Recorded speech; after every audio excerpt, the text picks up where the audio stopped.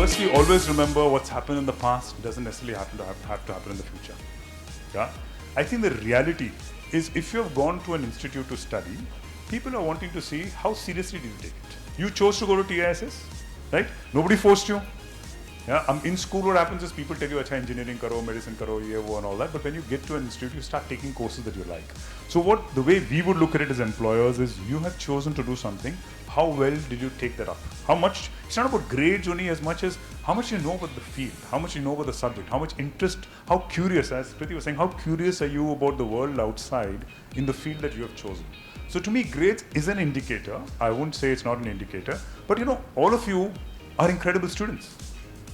To give you statistics, Priti had drawn up the stats for us a few days back. There are 5,500 business schools in India. And these 5,500 business schools have over 500,000 students coming into business. Yeah? You represent the top 1% of that group. Seriously, you're getting in the top business schools in the country. Right? So don't underestimate the power of where you have got to. Now, if I come to TISS or IIM Ahmedabad or any institute, for example, we would typically take 1 or 2 or 3. You know, we don't take in large numbers at all. IIM Ahmedabad is 400 students and we might take 1 or 2 from them. Yeah?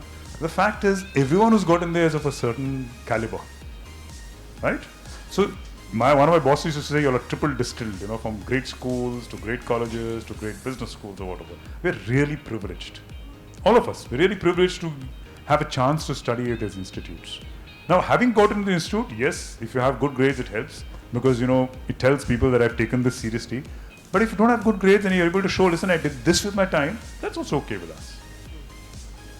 Does that make sense? Yeah? So don't be too fussed about, I think it's important to have, you know, decent grades, but it's not a be-all or end-all at all. As Kriti said, there's a very holistic approach. You want to look at what people do with their time, because you're going to be leaders. We're picking up people who are going to be future leaders for our business.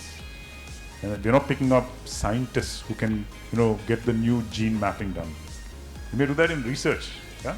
So does that answer the first question? I want all of you all to feel a little more reassured about the fact, I want you to do well at your work. I want you to do well at your studies. Yeah? It's great if you've done well in class 12, and if actually that's shown, as you know, the big data analysis shows that that's a contributing factor to your success. I'm sure it is, because ultimately this is a pyramid, right?